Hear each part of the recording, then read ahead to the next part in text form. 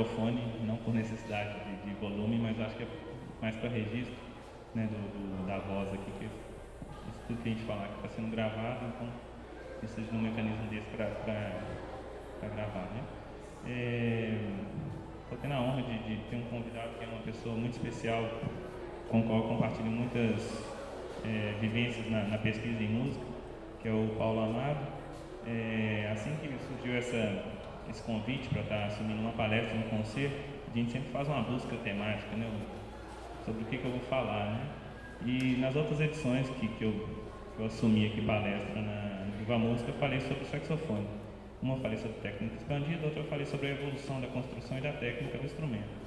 E dessa vez eu estava com a proposta de chegar, né, a temática um pouco mais próxima daquilo que eu desenvolvi no meu mestrado, ou o mais próximo possível, talvez, das disciplinas que orientaram aquele trabalho que eu fiz.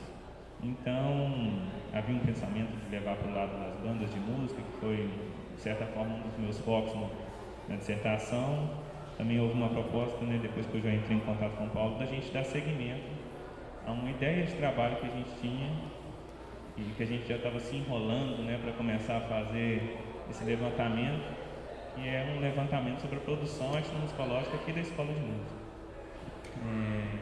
Algum tempo atrás, se não me engano, foi 2016, eu e o Paulo fizemos um artigo sobre o levantamento da produção nacional, né, com foco nas bandas de músicos. Então, tudo que tinha banda de música a gente categorizou, e essa experiência deu para a gente trouxe, né, muitas informações interessantes, até numéricas, assim, quebrando alguns paradigmas, e a gente ficou com essa vontade de fazer isso com a produção etnomusicológica aqui da escola.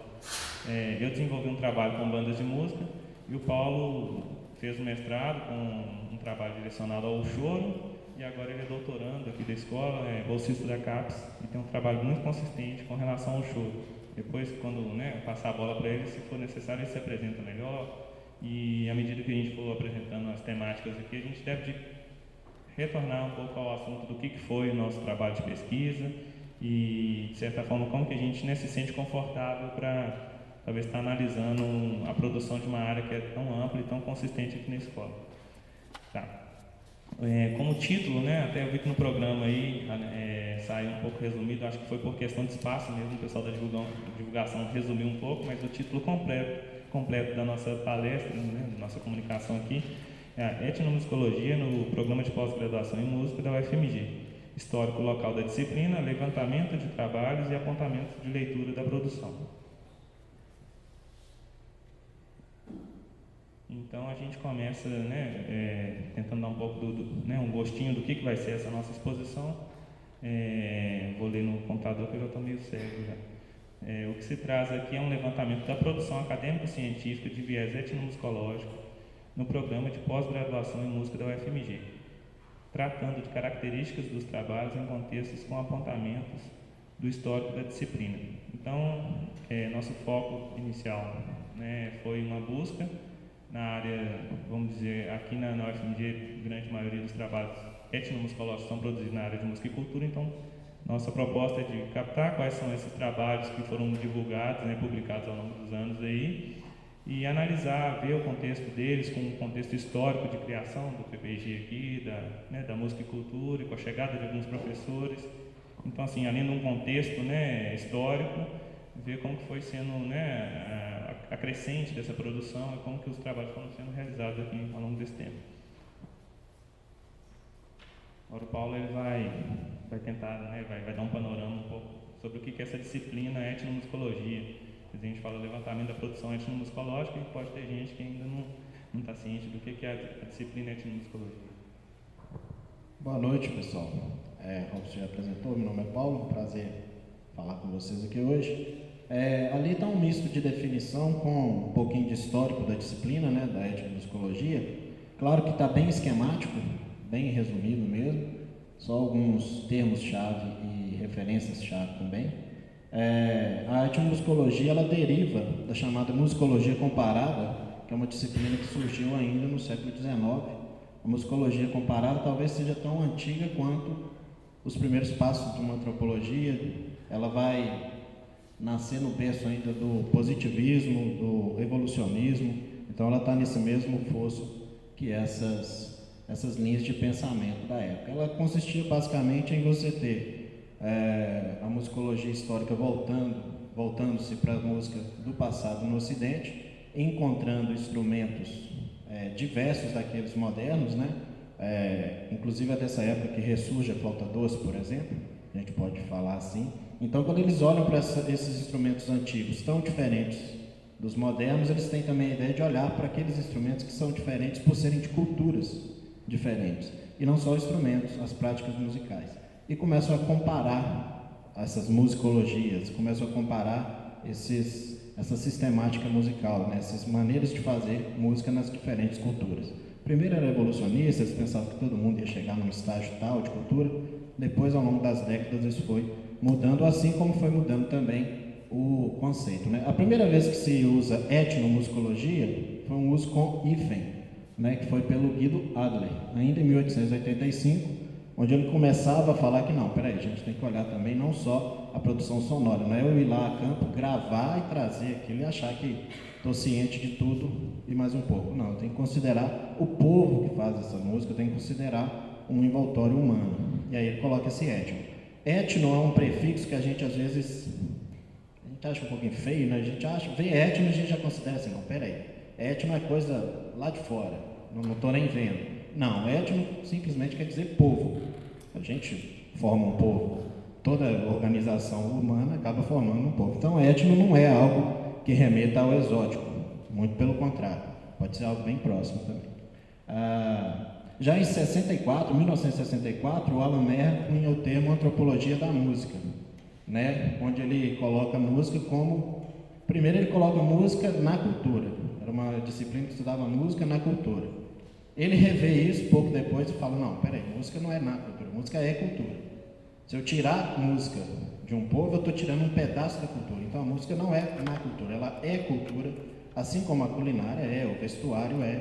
Na realidade, cultura talvez seja um grande termo, guarda-chuva, mas que se você tirar as outras coisas, a cultura simplesmente deixa de ser, né? É um elemento de metalinguagem aí, na realidade. Já mais recente, a etnomusicologia, segundo o Tyton, é o estudo das pessoas fazendo música. Olha só que legal. A gente já começa a ter uma perspectiva que coloca duas coisas muito interessantes. Primeiro, pessoas fazendo música. O ser humano é colocado como um elemento a ser olhado bem de perto. E o outro é fazendo música, ou seja, a música é considerada em processo. Ela é considerada um fenômeno e não um objeto estático. Não é um elemento cristalizado que eu vou pegar, virar para um lado para o outro, ou avesso e estudar assim. Não, é processo, é fenômeno. Então eu tenho que me concentrar na experiência. O ser experienciando música. É daí que surgem algumas críticas, que a gente já ouviu em congresso, né? Pessoal, mas espera aí, é meio que uma disciplina que não tem objeto. É ok, ela tem sujeitos. É isso mesmo. A pessoa entendeu certo, ela criticou não sei porquê. Ela é uma disciplina que se concentra também em sujeitos, em ações. Ela se concentra no musicar, no fenômeno acontecendo. E por último ali, que não é muito diferente do que o Tyton diz, o Seeger vai falar que a etnomusicologia está caminhando para virar uma antropologia musical, distinta da música. Uma antropologia musical é aquela em que simplesmente uma definição de música não pode abrir mão do humano e nem do sonoro. Tirei um desses termos da minha sentença, eu simplesmente deixo de ter a música. Se eu tirar o sonoro, eu deixo de ter música. Claro, mas se eu tirar o humano, também deixo. Então, essa antropologia musical é isso que prevê que a expressão e o sentido em música está intimamente ligado ao humano e ao sonoro em relação. Então, esse é basicamente um histórico mais amplo da disciplina, né? No Brasil, a gente vai ter os primeiros trabalhos etnomusicológicos ou dedicados a uma perspectiva de considerar a música antropologicamente. Eles vão surgir ali em 1970 e 1980. Mas os antropólogos, ou os primeiros etnomusicólogos, foram buscar formação fora do país. Eles não se formaram aqui. Nessa época, havia uma irmanação muito grande com a antropologia. Quase todos esses pesquisadores eram filiados à antropologia de início e começaram a olhar alguma manifestação musical. Em 2000, no ano de 2000, aconteceu uma coisa bem legal aqui, bem crucial para a etnomusicologia, que foi um encontro chamado Músicas Africanas e Indígenas no Brasil. Foi um encontro internacional, organizado pela professora Rosângela de Tuni, majoritariamente, mas com outros colaboradores aqui da Escola de Música. E a partir desse encontro já houve reuniões que eles começaram a apontar para uma produção muito consistente e diversificada da etnomusicologia no Brasil. Eles começaram a ver que tinha um grupo de pesquisadores já consistente. Daí, um ano depois, a ANPOM, Associação Nacional de Pesquisa e Pós-Graduação em Música, fez um congresso aqui em Belo Horizonte também. Uma organização internacional fez um encontro deles no Rio de Janeiro. Nesses dois encontros, baseados na experiência que teve aqui em 2000, baseado no que a Rosângela tinha para relatar desse encontro de vários pesquisadores com foco etnomusicológico, eles tiveram a ideia de, vamos fazer uma associação com esses pesquisadores. Então, Belo Horizonte acaba sendo um lugar onde se deu a sementinha para a criação, em 2002, da ABET, né, da Associação Brasileira de Etnomusicologia. O germe, né, dessa ideia saiu desse encontro que aconteceu no ano 2000 aqui, ok? Então, Belo Horizonte acaba sendo um ponto crucial na história da etnomusicologia, nacionalmente falando. Já disse, né, a professora Rosângela Tuni, que já vinha colaborando com a escola na década de 90, na década de 2000 ela se efetivou aqui. A criação do programa de pós-graduação aqui da escola data de 1999.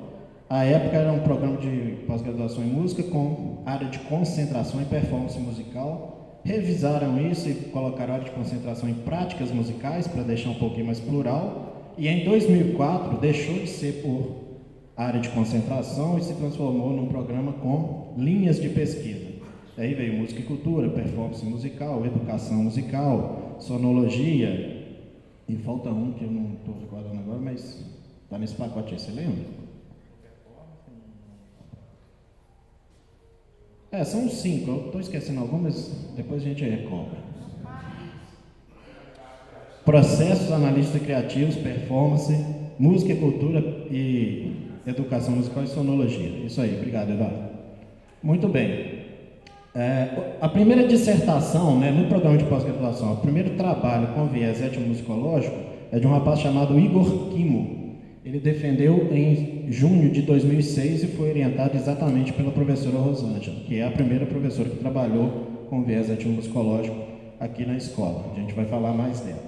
No ano de 2008, o programa de pós-graduação ganhou mais uma pessoa que tinha essa especialidade aí, que foi a professora Glaura Lucas, né? E 2008 até 2016, a gente permaneceu com Rosângela de Tuni e Glaura Lucas. 2016, entra o professor Eduardo Rossi, que está aqui presente, inclusive.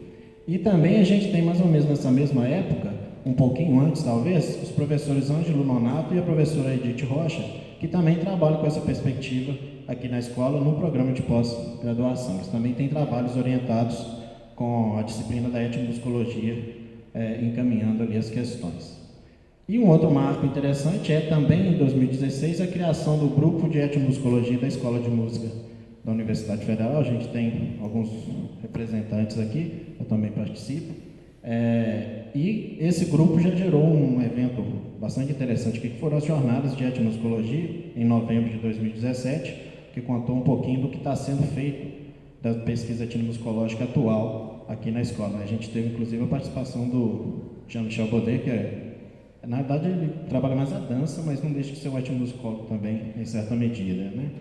Então foi um evento importante também nesse marco temporal aí.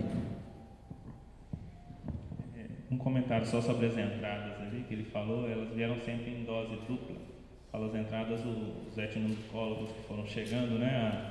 A Glaura chegou em 2008 e no mesmo concurso eles usaram o mesmo edital, surgiu uma nova vaga depois e o segundo colocado era o Ângelo Nonato, né, do concurso, então entraram dois ali bem próximos, da mesma forma que aconteceu recentemente com o professor Eduardo e com a professora Edith Rocha, que entraram basicamente juntos aqui no programa de pós-graduação e na instituição de uma maneira geral. Eu vou falar um pouco agora de como foi o nosso processo então de busca, né? Aqui o Paulo já falou sobre, né, as definições históricas, né, ao longo do tempo, do que é a disciplina, né, e também contextualizou a história local da produção. E nossa busca partiu, né, do próprio site da pós-graduação. Lá tem uma lista que você consegue visualizar todos os trabalhos que já foram defendidos e separados entre dissertações e teses. Então, nosso primeiro processo foi pegar essa lista e filtrar, né, olhando pelos orientadores e também pela temática. Como já participamos do programa, né, como alunos, né, então a gente conhecia bem cada orientador, a qual linha que ele normalmente está vinculado, né, a gente não se ateve somente a isso para não correr o risco de deixar nada de fora. A gente foi olhando pelos títulos também, fizemos esse primeiro garimpo, né, vamos dizer assim, em busca de trabalho. Então, a primeira busca foi de documentos no próprio site mesmo.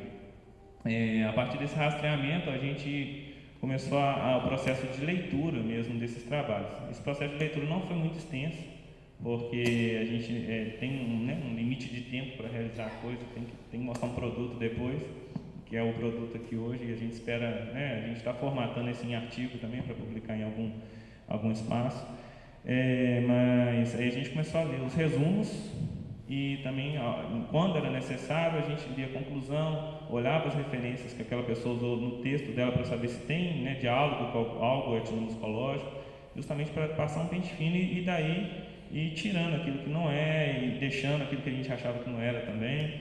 Enfim, foi um trabalho mais de braçal mesmo, assim, de pegar o material e olhar para ele com mais detalhes, né?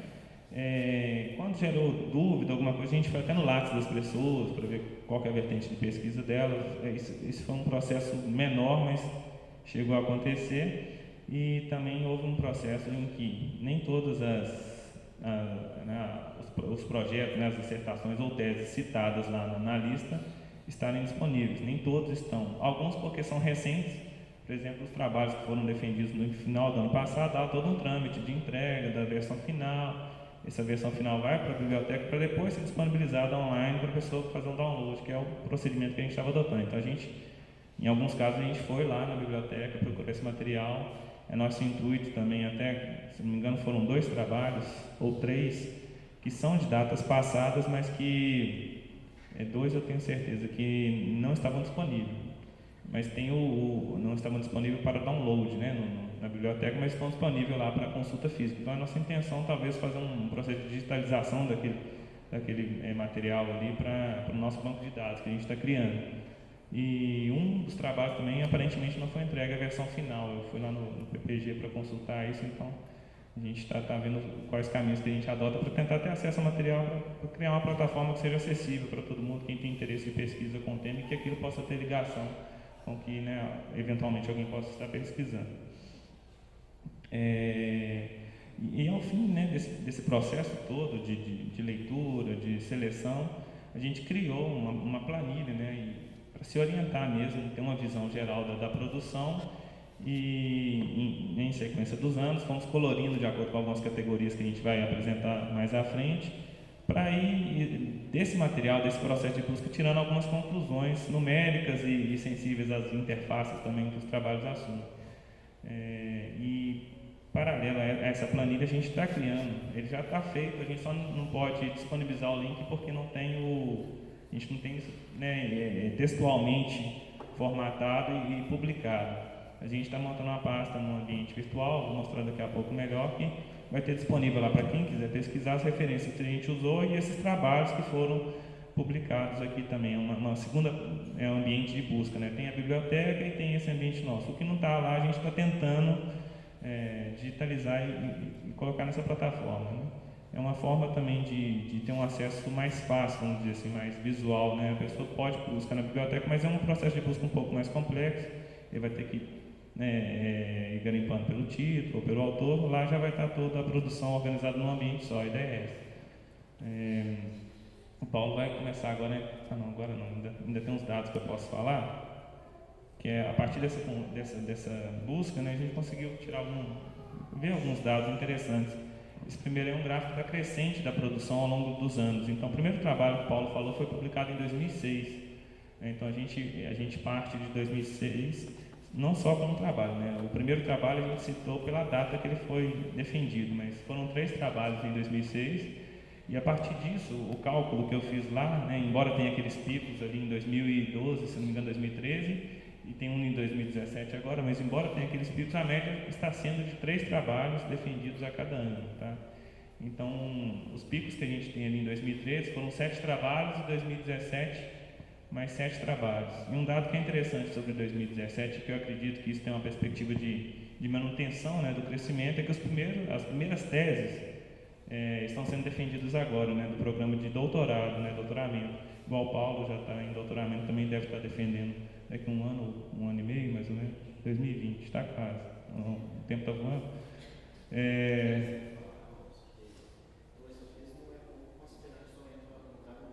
O que ele está falando que não é pouco, né, 3 trabalhos sendo publicados anualmente, que é a entrada de 2 pessoas por ano, a média, né, para a música e cultura.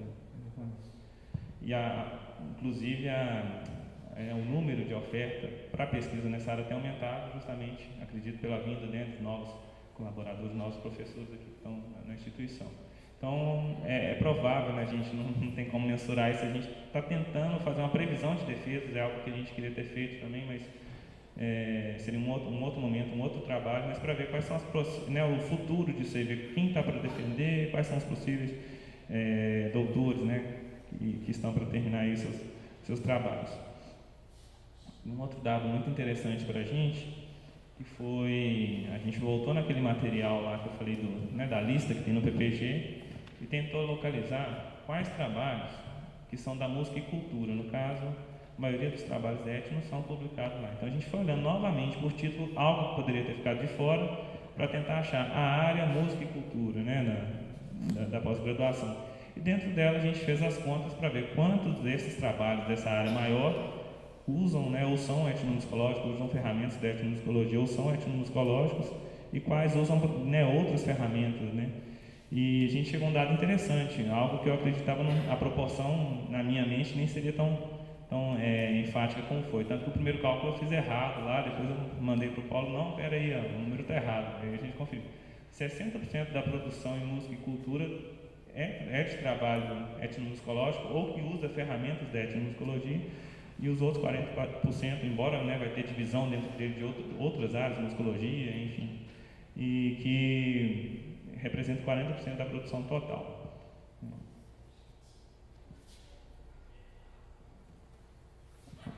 A gente passa então para alguns apontamentos já da leitura, né? A gente abriu os trabalhos e começou a ver o que estava dentro ali sendo mais esmiuçado. Bom, a gente vai ter 2 realidades aqui com a etnomusicologia. Primeiro, o que a gente chama da etnomusicologia como uma ferramenta, né? Ou ferramentas da etnomusicologia sendo consideradas como possibilidade para os trabalhos.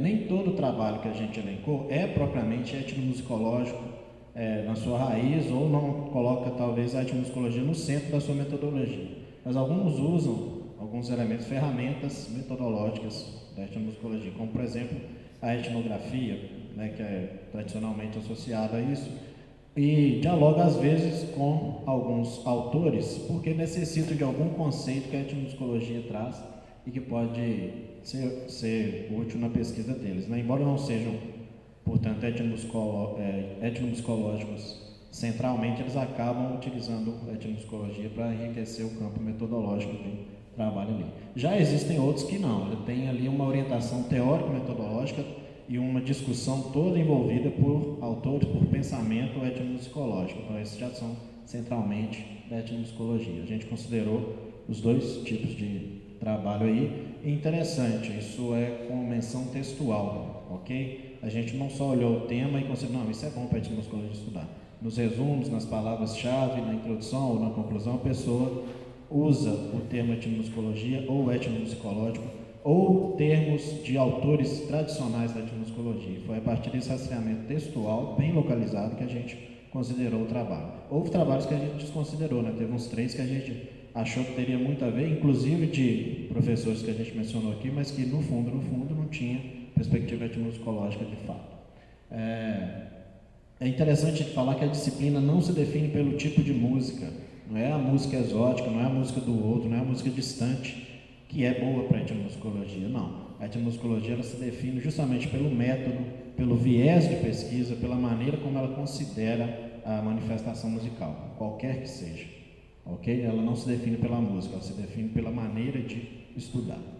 A etnomusicologia aqui na escola tem muitas interfaces com outras disciplinas, com outros temas, com outras áreas de estudo. Né? Logicamente, ela vai tratar com a música, talvez aqui pensando na teoria da música, ou pensando numa música, num ramo conceitual da música ocidental, ela tem essa interface, obviamente, mas ela vai falar também, vai tratar também de elementos atinentes à saúde ou à cura, né?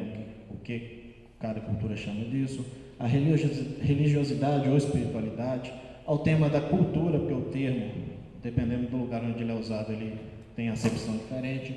Ela vai tratar de elementos próximos à estética, próximos à filosofia, à geografia, à política. Então, a etnomusicologia ela não está isolada e é quase que uma predisposição da disciplina. Ela é uma disciplina de interfaces ou ela é uma disciplina interdisciplinar. Ela tem no seu bojo esse cruzamento de várias formas de olhar para os sujeitos. Né? Então, essas interfaces nem são surpresa, não. A etnomusicologia ela tem essa característica interdisciplinar mesmo. Aí agora um outro apontamento isso já é uma criação nossa com base na leitura e que foi necessário só para a gente começar a sistematizar algumas coisas aqui. Não é também uma fronteira rígida, não. Nenhum desses termos aí são fronteiras rígidas. A gente categorizou entre músicas indígenas, ou seja, música que populações indígenas vão ter no meio de suas manifestações, músicas da diáspora africana, músicas que os afrodescendentes costumam propagar, né? Música nas e para as religiosidades, músicas e curas e para curas. Lembre sempre que músicas no plural e curas, todos os termos no plural, porque são diversas culturas que o pessoal contempla, né? E músicas urbanas, aí a gente tem o Ocidente próximo. Claro que, torno a dizer, esses termos, a gente define categoria, mas categoria é sempre um negócio meio complicado, e nesse caso, vou assumir, é um negócio ruim. Por que disso? Por exemplo, quando eu trato de músicas indígenas e trato de músicas para religiosidades ou para espiritualidade, as músicas indígenas têm a ver com isso. Quando eu falo de música e cura, eu não posso deixar de falar também de uma religiosidade ou de uma espiritualidade subjacente, uma cosmologia subjacente. Então, essas categorias elas se atravessam. A gente necessitou aqui por uma comodidade desse trabalho e fez essa divisão. Mas, logicamente, a gente vai discutir isso no artigo transversalmente. As músicas da diáspora africana, por exemplo, também tem muito a ver com religiosidade. A minha manifestação musical temática, o choro, é uma música de diáspora africana, mas eu categorizei em música urbana. Então, assim, por uma necessidade daqui, é que foi feita essa caracterização, essa catalogação e categorização, mas esses elementos são intercambiáveis também. Ali a gente tem uma tabela, ela está colorida por um motivo de legenda mesmo, onde a gente fez o cálculo, considerando as categorias que a gente criou, de quantos trabalhos estavam sendo defendidos, têm sido defendidos. É importante a gente falar que a gente considerou trabalhos até dezembro de 2017. O que está sendo feito vai vir nas atualizações do trabalho.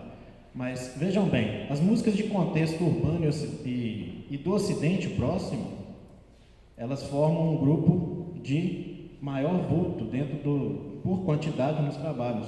A gente tem 15 dissertações e uma tese já defendida com temáticas de músicas urbanas ou músicas bem próximas nossas do Ocidente. Banda de música, por exemplo, que é o caso do Robson, trabalha com banda de música. Choro, no meu caso, a gente tem trabalhos versando sobre banda de música, uns 2 ou 3, né? Bandas de metais. A gente tem sobre a música do metal, o Flávio inclusive também pesquisa isso, né? A gente tem outros trabalhos aqui no próprio programa que já falaram disso, falando sobre música rock progressivo. Então, músicas de contexto urbano, músicas de contexto ocidental, são o que mais se tem em atenção no nosso programa de pós-graduação quando a orientação é etnomusicologia. A música em práticas religiosas vem depois, observa que é quase metade, né? A gente tem 8 trabalhos que a gente conseguiu caracterizar assim em termos de dissertações. A gente tem uma tese já defendida. As músicas que estão próximas aos indígenas, 5 e 1. Músicas da diáspora africana, 4 dissertações a gente conseguiu levantar, nenhuma tese até o momento. Reflexões contextuais em música. O que é isso? É quando a pessoa não se atém a uma manifestação musical propriamente dita, mas ela pega alguns conceitos, alguns elementos conceituais ou algum linguajar cultural estabelecido e começa a questionar. Um exemplo que me vem à mente nessas reflexões contextuais, um trabalho de viés etnomusicológico em que a pessoa considerou a racialização que existe no discurso da musicologia brasileira. A musicologia que sempre fala que a melodia veio do português, o ritmo veio do africano e o índio. Né? Então essa racialização é dramática, uma racialização problemática, e isso foi colocado ali nessas reflexões contextuais, com uma reflexão orientada pela disciplina da etnomusicologia. Aí está em gráfico, né? Eu acho que no gráfico a gente vê mais, fica mais evidente o volume mesmo, né? A gente vê quase que músicas urbanas, é metade do gráfico, quase, 42%. Né? Por que eu estou frisando isso? Por que isso é legal? É uma impressão que a gente não tinha a princípio, né? A gente não achava que seria assim, a gente tinha a ideia de que não, as músicas dos outros, a exótica, é que é o maior volume. Não, a gente está seguindo uma tendência que é, talvez, não vou dizer nacional, mas mundial em alguns países, que é esse olhar para a música que está tão próxima, mas que a nossa musicologia tradicional não dá conta de definir, né? A nossa escola está nesse viés. Uma outra coisa também, por experiências próprias, né, questionamentos que surgem aí quando a gente apresenta em congresso, mas por que você está levando essa música que é tão nossa para uma perspectiva antropológica? Eu fui questionado uma vez, mas por que você vai fazer a etnografia do choro? Você está exotizando a música. Não, gente, eu estou considerando sujeitos, né? Exotizar é um termo que a pessoa, sei lá de onde ela criou isso. É exótico aquilo que não está às vistas, é simplesmente isso. A partir do momento em que você considerou uma manifestação musical, você viu, você participou, você teve menção, já deixou de ser exótico. Esse termo é ruim para a pesquisa, não é isso que a gente quer falar, não. Mas enfim, são questões que a gente pode abordar mais em outros trabalhos, né? Aí eu conversei com o Robson, a gente considerou as duas professoras que têm mais trabalhos defendidos, que é justamente a Rosângela Tuni e a Glaura. Não é desconsiderando os outros professores, não é isso, é porque eles estão mais recentes e têm uma produção com seus alunos que ainda é inicial, né? Mas Rosângela e Glaura, e aí a gente fez a divisão com base naquela legenda para essas duas professoras. A Rosângela já orientou 15 trabalhos aqui. A gente olhando pelas temáticas ou manifestações musicais abordadas, olha lá, a gente tem novamente músicas urbanas ou músicas do Ocidente Próximo como o maior percentual. Isso quebra um paradigma legal, porque nos corredores, vamos ser francos, nos corredores, a professora Rosângela trabalha com música indígena. Não é, estão vendo? Ela trabalha com a perspectiva etnomusicológica, mas tratando daquilo que os orientandos trazem. E o da Glaura evidencia algo assim também, embora mais drástico, né? A Glaura,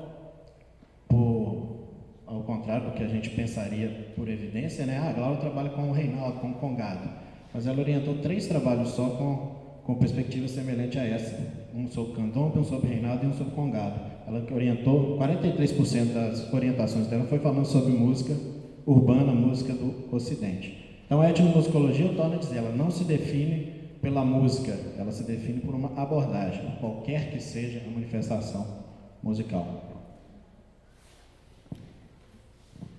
É legal ver isso tudo que a gente está mostrando como novidade para vocês, né? Eu imagino que para alguns pode ser novidade, para a gente foi também, né? Essa foi uma quebra de preconceitos, talvez.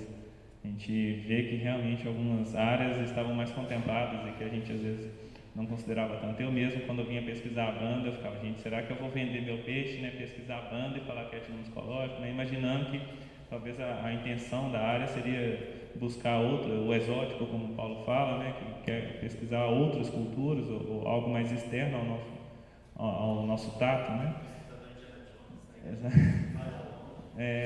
Vai, viaja, né, fica lá muito tempo. Não, né, o próximo da gente também é bem estudado. Imagino que pode ter uma influência também da logística da pesquisa, né? É muito mais execuível, vamos dizer assim, é mais fácil de eu fazer uma pesquisa Não vou dizer que é melhor ou pior, né, mas em termos de logística pode ser melhor. Eu não vou gastar tanto dinheiro tendo que, né, me dirigir a um outro local.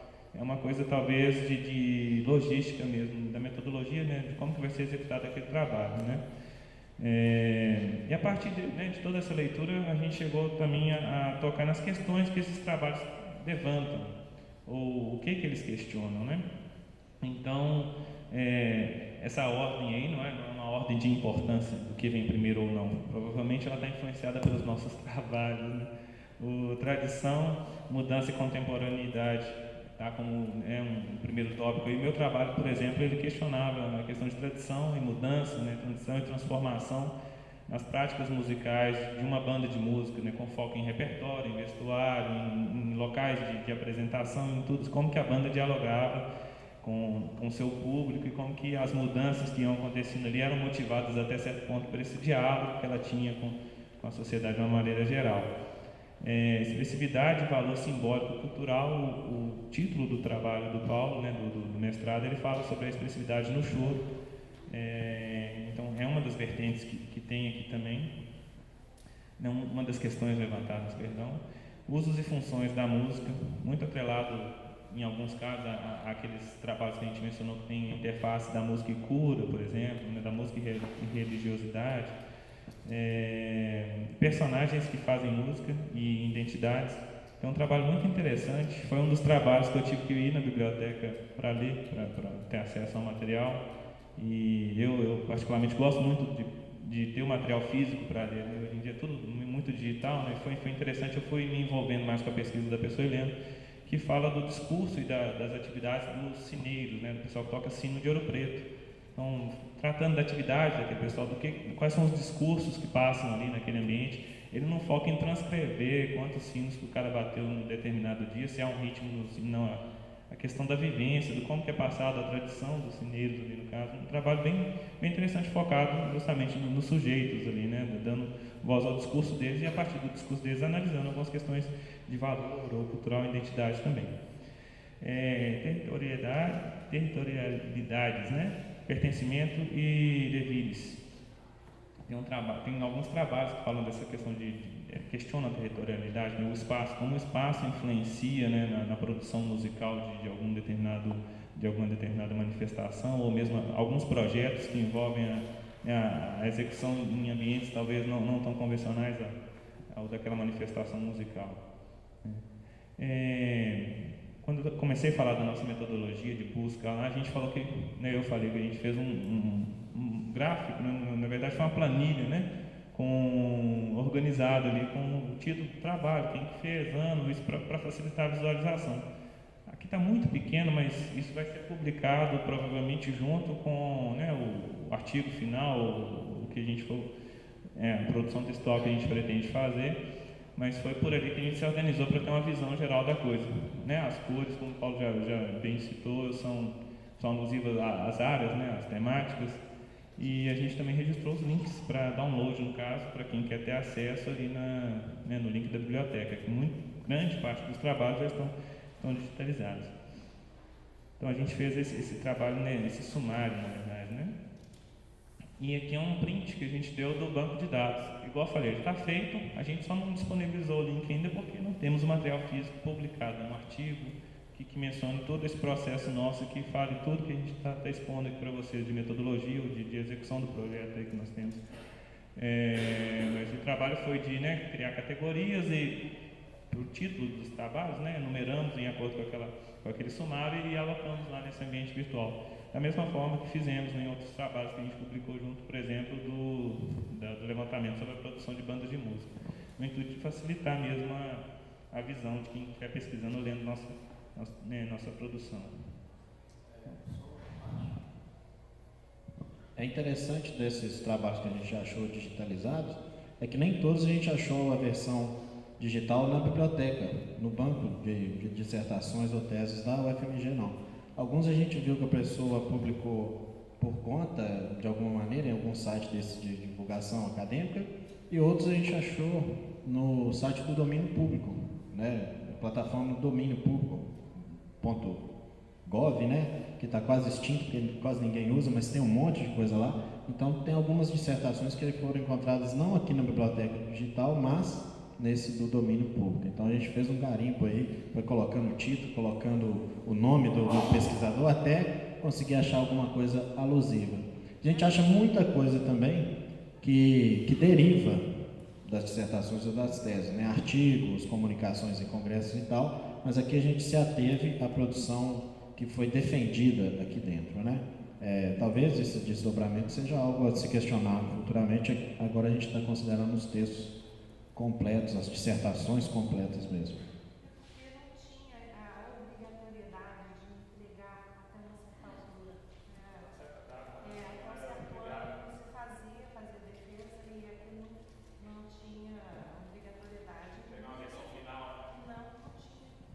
Não existia essa obrigatoriedade. A versão digital Estamos considerando produção de dois, né? Os dois ou três? no comecinho. Os dois a gente achou aqui. Os dois estão. Minha dissertação, por exemplo, ela não está disponível. Então, a minha não foi a primeira de mestrado. Não era. Não tinha essa coisa. É histórica. Mas foi uma coisa muito interessante. Foi uma busca interessante, foi um processo muito construtivo para a gente, traz muita informação e agrega muito ao que a gente vem fazendo. Nossos agradecimentos, eu queria agradecer ao Paulo por ter topado essa empreitada, esse trabalho braçal aí de dar esse pontapé inicial. A gente tem se enrolado com esse projeto aí, tem mais de um ano, que a gente fez o das bandas, publicou e tivemos essa conversa, né? Vamos fazer sobre a produção daqui e tal, mas nunca saía do papel, agora foi ao menos com slide, né? Você já pensaram em colocar esse link dentro do site da POS? Pode ser uma possibilidade, né? Interessante, porque Estamos aqui com a coordenadora da POS. Né? eu acho que um lugar de consulta Tá pra mais, fora, né? pra dentro, pra ver o que ali dentro está acontecendo de uma maneira organizada nessa área. Tá mais localizado ali, foi extraído de uma plataforma maior e organizado naquele ambiente. Vamos estudar isso aí, conversar lá para ver a possibilidade sim de inserir. E a gente, como eu falei, a gente está em busca de digitalizar esse material que está só disponível na biblioteca. A gente está com um trabalho para digitalizar e disponibilizá-lo. Aí talvez a biblioteca possa pegar esse material também e colocar, né, no arquivo dela lá digital. Então, agradeço ao Paulo pela disposição. A gente agradece a Escola de Música da UFMG, ao Projeto Viva Música, Luciana, pelo espaço, pela atenção em recebendo a gente. A Secretaria do Programa, Pós-Graduação em Música também, a pessoa do Luciano. E agradecemos a CAPES também, o Paulo é bolsista da CAPES, vem trabalhando aí para deixar o trabalho dele prontinho até 2020. Ok, obrigado. Se alguém tiver alguma dúvida, algum questionamento, se interessou, que algum material seja do referencial que a gente usou, ou até mesmo relacionado à etnomusicologia ou aos nossos trabalhos, pode entrar em contato com os nossos e-mails ali. Então vai ser um prazer atender vocês e bater papo e fomentar essa produção. Quer falar alguma coisa? Não? Encerramos aqui, agradeço a todo mundo. Obrigado.